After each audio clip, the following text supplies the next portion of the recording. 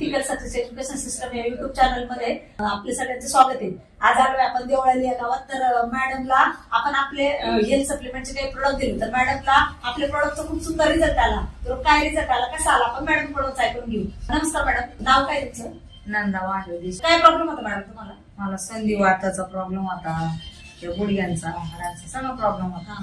मग दवाखाना भरपूर केलेली। हो ना? दवाखान्यात म्हणजे खर्च वगैरे भरपूर आला? खर्च भरपूर। हा, मग 1800 रुपयाचे मी औषधं खाल्लेली तरी फरक नाही। हा ना? अरे बापरे।